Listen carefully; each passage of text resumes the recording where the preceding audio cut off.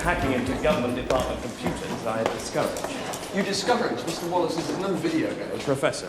I'm sorry, whatever your qualifications are. We're not talking about little spaceships zapping one another here, are we? Hacking is one of man's last great adventures. It's very therapeutic. As long as it's not used in any criminal activity, I don't see the harm.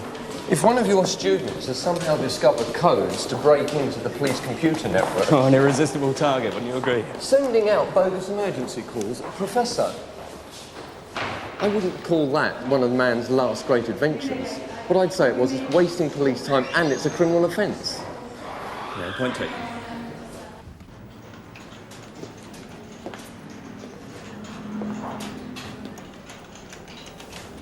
As you can see, nothing sinister. Do you have a record of who uses the equipment at any particular time? Well, we don't police the use of computers. Each student has an account number and a code to gain entry to their personal file. Well, what I need to know is who used the computer at about 2 o'clock and then again about an hour ago. That might not be possible. Then I'll have to question every student who's got an account number. It's impossible. What do you mean impossible? When I say impossible, I mean student accounts are not strictly monitored as they should be. Some students don't inform us when they've changed their codes. We're a little lax in this area. So what are you saying?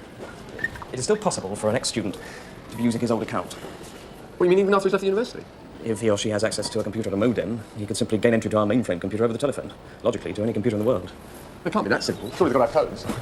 Some students are skilled enough or have the touch to break very sophisticated codes. And that's what hacking is all about. Do you have such a student here now? Not at the moment. An ex-student? Come with me. Jason Scott is a brilliant computer operator. A genius. Failed his exams. One of those people who just can't put things down on paper. He left us about a month ago. By that time, he was living with his mother at this address in East London. How many times has he used his account number? About 150 times in the last year. And the last time? An hour ago.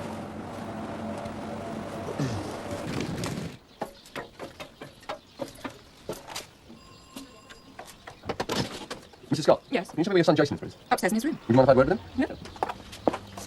What is all this? What's going on? Excuse me.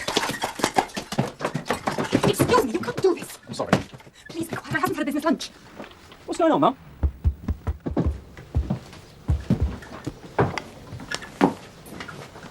Have you been hacking into a police computer network? I knew he'd get into Aren't you trouble. fine? Have you?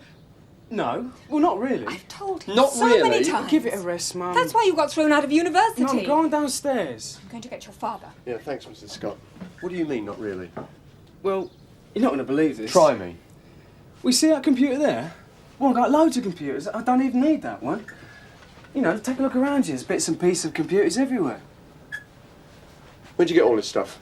What's what I'm trying to tell you? I spend all my money on bits and pieces like this. You know, magazines, software, anything to do with computers. I've been going steady with an Amstrad for yonks. It's like a disease. I can't resist them, really. And what's special about this one? Well, like I said, you ain't going to believe this. Look, all computers have got a memory, right? Mm-hmm. Right. So when this little baby became redundant, for whatever reason that was, its memory was erased, the disk wiped clean. All the secrets gone forever, right? Yeah. Wrong. So what are you saying?